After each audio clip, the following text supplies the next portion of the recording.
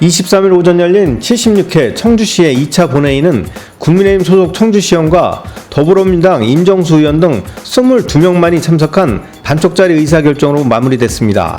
이날 상정된 총 19건의 안건 중 청주시 청사건립기금 설치 및 운용조례 일부 개정 조례안을 제외한 이태원 사고 사망자, 가족, 지방세 감면 동의안 등 18건이 일사천리로 가결됐습니다.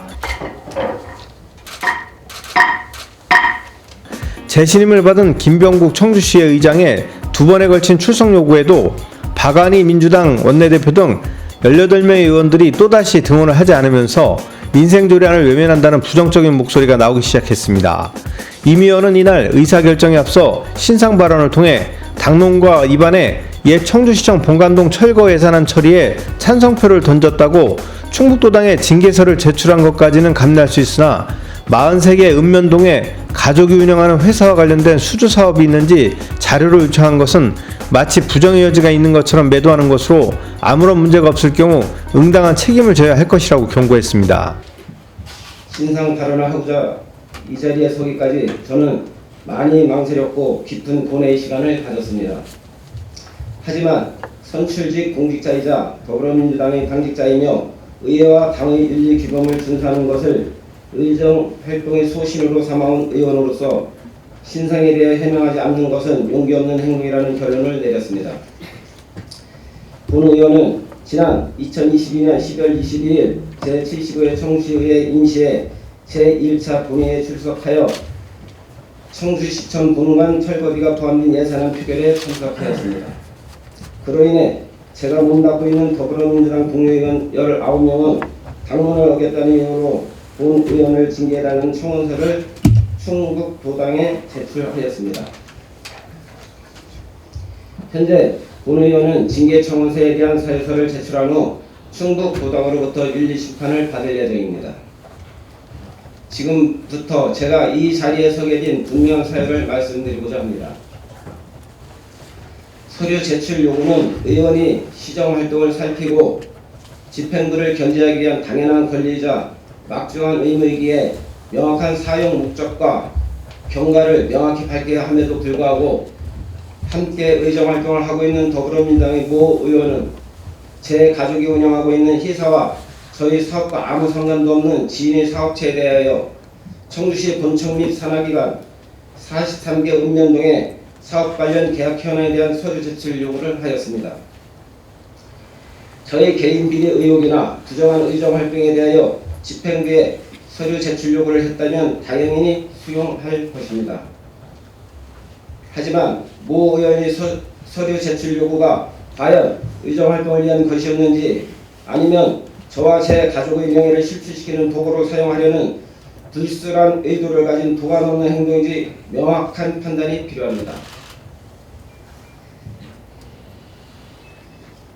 자승자박이라는 단어를 아실 겁니다.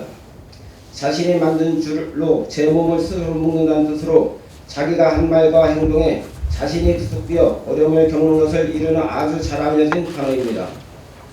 본 의원은 해당 의원께 서류 제출 요구 사유에 대한 강력한 해명을 요구하며 추후 본 의원이 부도덕한 행위에 대한 사실이 없을 경우 반드시 그에 상응하는 책임을 강력히 물을 것입니다. 또한 추후 서류 제출 요구 등 무엇보다도 공적이고 막중한 책임이 뒤따르는 의원의 권리가 사적인 의도로 오용되어진 일이 없도록 의장님이 현명하고 단호한 대처를 강구하는 바입니다. 저희 소신 있는 의정활동이 과연 동료의원으로부터 제 가족의 희생에 대해 신상을 털고 명예손상까지 이르게 하는 질타를 받아야 하는 것인지 이러한 신상 털기가 동료의원에 대한 예의이고 올바른 행동인지 엄숙히 숙고하기 바랍니다. 앞으로도 저는 시의원으로서 본분에 있지 않고 책임을 다하여 나 자신의 의정활동이 청주시 발전에 도움이 될 수 있도록 더욱 분발하겠습니다. 또한 집행부의 행정에 문제가 있을 시 과감하게 어느 것에도 굴하지 않고 견제하고 대안을 제시하며 행복한 청주 시민을 위한 의회가 되도록 최선을 다하겠습니다. 이상으로 신상 발언을 마치겠습니다.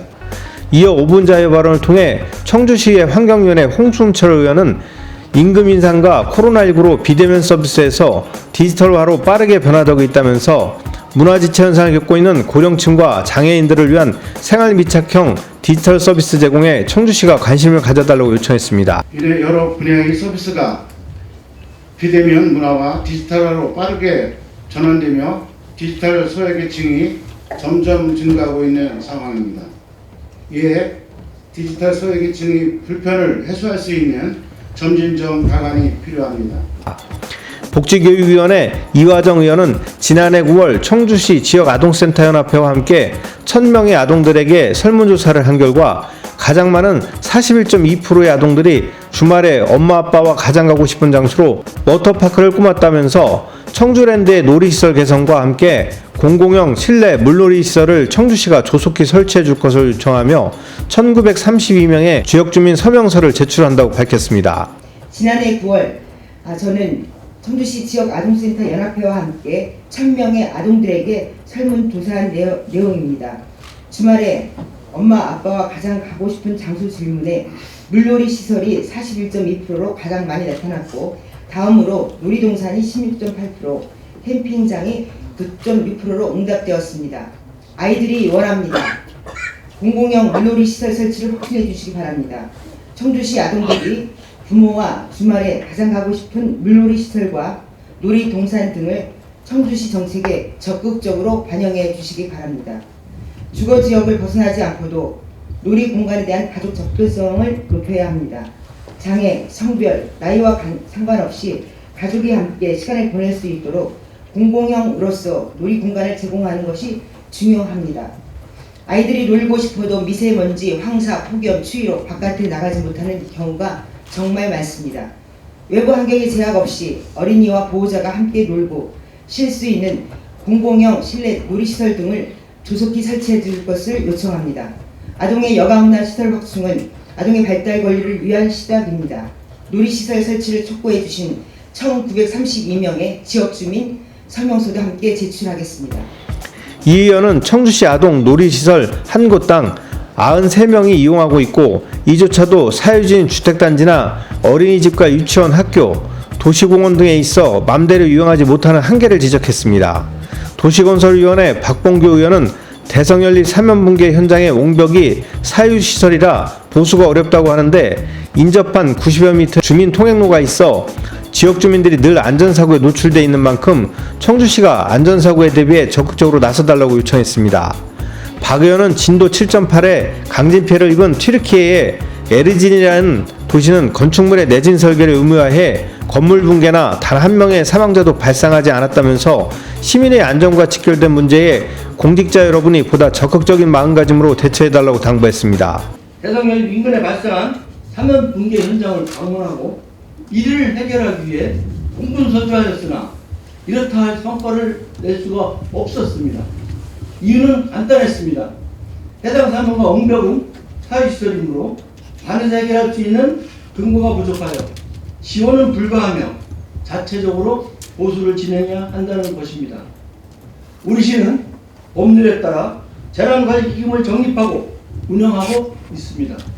법률상 그 용도를 보면 지자체 외의자가 소유하거나 점유하는 시설에 대해 경제적 사정 등으로 소유자 또는 점유자에게 안전조치를 기대하기 어려운 경우 해당 지자체의 조례를 정하여 기금을 사용할 수 있도록 규정하고 있습니다.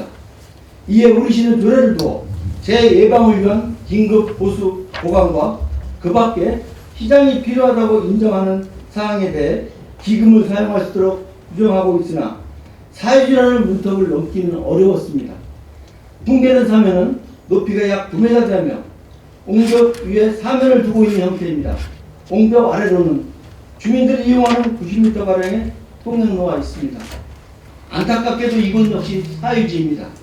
1926년부터 지금까지 100년 가까이 주민들이 통행로를 사용되던 이 보행로는 어느 특정 개인을 위한 도로가 아닙니다. 주민들 누구나 자유롭게 왕래할 수 있는 공공의 용도를 지니고 있습니다. 옹벽 위로는 1988년 준공된 80세대 노후 공동주택이 자리 잡고 있습니다. 건물 외벽과 사면은 불과 1m, 2m 정도 떨어져 있어 추가적인 사면 붕괴 시 건물의 안전조차 장담할 수 없는 상황입니다. 지역 주민들은 길을 거닐며 눈에 보이는 현재 상황에 대해 불안해하고 행여 언제 올지 모를 집중호우에 더 큰 피해가로 이어지지 않을까 노심초사하고 있습니다. 현장을 다녀온 청주시 관계자는 구조적인 문제가 없는 C등급이라 하지만 주민들이 바라보는 시각적인 불안감 문제는 2등급 이상일 것입니다. 재난안전법은 재난을 예방하고 재난이 발생할 경우 그 피해를 최소화하는 것이 지자체의 기본적 의무이며 국민의 생명 및 신체의 안전과 재산 보호에 관련된 행위를 할 때에는 안전을 최우선적으로 고려함으로써 모든 국민이 안전한 사회에서 생활할 수 있도록 함을 기본 이념으로 삼고 있습니다. 앞서 말씀드린 튀르키예 에르진이라는 도시가 있습니다. 이번 대지진이라도 이곳은 유일하게 단 한 명의 사상자도 발생 없었으며 붕괴된 건물도 없었습니다. 이는 불법 건축물을 허용하지 않고 내진 설계를 한 규정덕이었습니다. 결국 재난 발생 전 이를 대비했기 때문입니다. 재난은 천재가 아닌 인재입니다. 본의원이 사비를 들여 해당 옥력과 사면에 대한 경계 측량을 의뢰해 본 결과 사유지만이 아닌 국유지가 다수 포함되어 있었습니다. 복구에 소요되는 비용은 그리 크지 않을 것으로 판단됩니다. 소요되는 비용은 적을지언정 주민들이 느끼는 안도와 만족감의 효과는 매우 클 것입니다. 설마 무너지겠어? 겨우 이 정도 가지고 자칫 방심하는 사이 우리 소중한 생명을 안타깝게 잃을 수 있습니다. 시민의 안전과 직결되는 문제에 대해 공직자 여러분께서 좀 더 적극적으로 마음가짐으로 대처해 나가 주시기를 간곡히 부탁드립니다.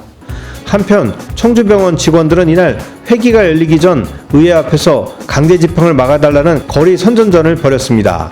충북맥스TV 경철수입니다.